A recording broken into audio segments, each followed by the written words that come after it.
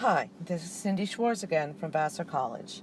Now you're going to get a chance to solve the same kind of problem as you saw in the gateway problem, where we're looking to find the time that it takes for a ball thrown upward from the top of a building to land on the ground. So the first thing you need to do is to pause this video and see if you can put in some of the information that you know, like y0, y final, v0, t, acceleration, etc. So why don't you pause it right now and see what you can figure out.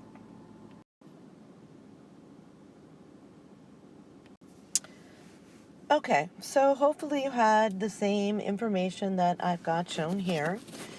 We've chosen the positive direction to be upward, and that's why the final y is 0 and the initial y is 100. We know the acceleration due to gravity is negative 9.8 meters per second squared, and we are trying to find t. So we're going to use the method of the quadratic formula that you learned previously. So why don't you see if you can write down an equation so that we can then find out if it's the right equation to solve. So pause and write down your equation.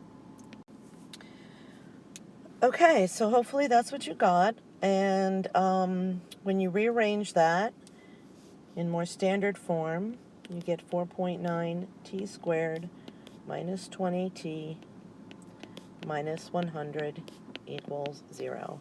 And when you use the quadratic equation to solve for t, we actually got, again, two answers, a positive answer and a negative answer. The positive answer is the physical answer, and we get t is equal to 7 seconds. If you'd like, you can also go back now and try the other method on the next slide, where you use the other formulas and not the quadratic formula.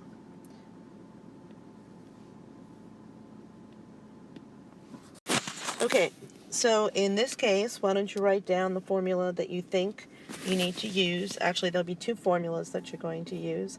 So why don't you pause the video now and see if you can write down those formulas on your paper.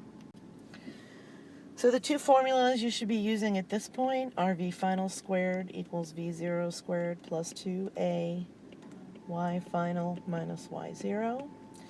And when you pop in some numbers there, you can solve that for v final. And you should get 48.6, but we notice that it's negative 48.6 meters per second.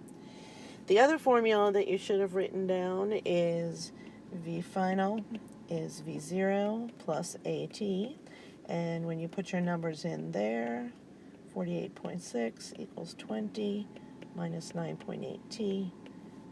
No surprise, we get t equals 7 seconds. So I hope this was helpful, and again, if you need any more practice with the quadratic formula, you can always go back to one of the math modules and review it.